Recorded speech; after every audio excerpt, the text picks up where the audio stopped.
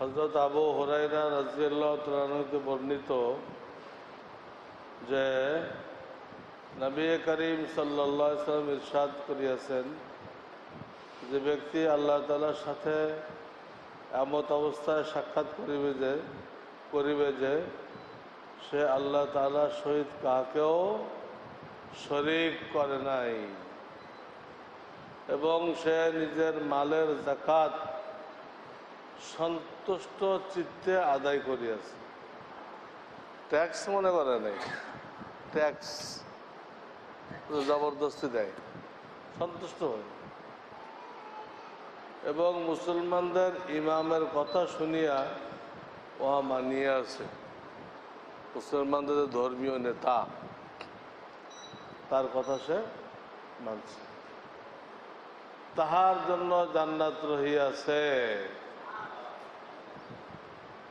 মুসনাদে আহমদ এই কিতাবে এই হাদিস খানা আছে। শিরক না করা চাই, খুশির সাথে যাকাত দেওয়া চাই, আর ধর্মীয় নেতার কথা মেনে নেওয়া চাই।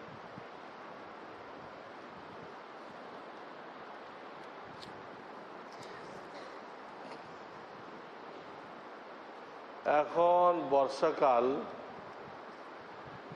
প্রচুর বৃষ্টির কারণে রাস্তাঘাটে জলাবদ্ধতা দেখা যায়।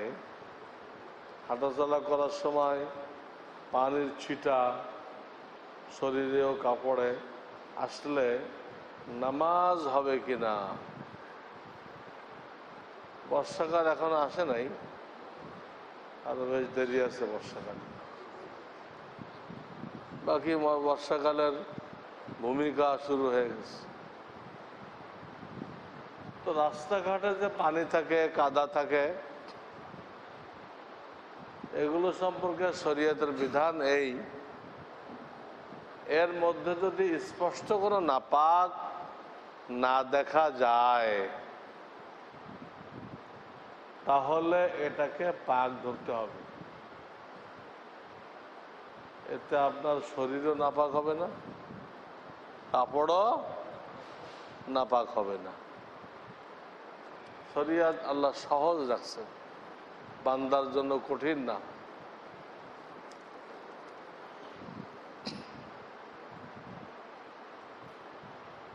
জনৈক ব্যক্তি হাক্কানি পীরের মুরিদ হয়েও অতীতের গুনাহ ছাড়তে পারছেন না,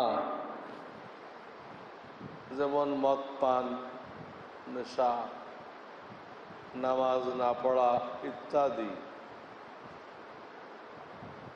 আবার পীর সাহেবকেও জানায় না।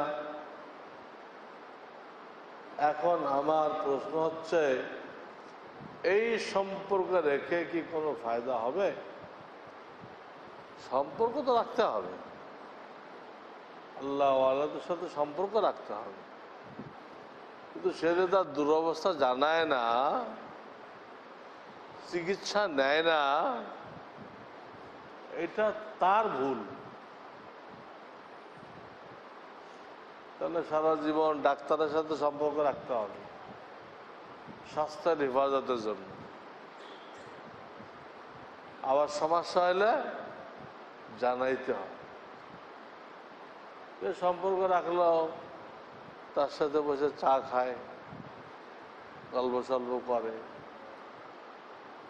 কিন্তু তার কি কি সমস্যা আছে এইগুলো বলতে চায় না, তাহলে এই সম্পর্ক রাখা অর্থহীন।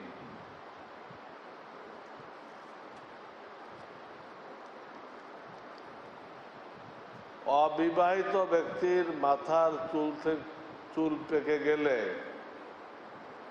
ওই ব্যক্তি তার চুলে কলপ ব্যবহার করতে পারবে কি না, আরো কয়েকদিন বলা হয়েছে যে বয়স যদি 40-এর কম থাকে তো 40 পর্যন্ত কালো খেজাব কলপ লাগাইতে পারবে।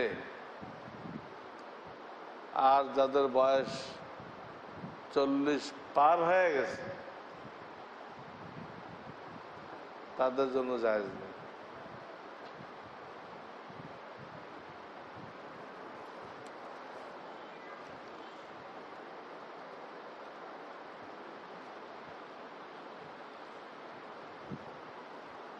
سبحان الله وبحمده سبحان الله العظيم اللهم صل على محمد النبي وعلى آله وسلم تسليما ربنا وآتنا ما وعدتنا على رسلك ولا تموتنا ربنا وآتنا ما وعدتنا على رسلك ولا تخزنا يوم القيامة إنك لا تخلف الميعاد رب ارحمهما كما ربياني صغيرا ربنا اغفر لي ولوالدي وللمؤمنين يوم يقوم الحساب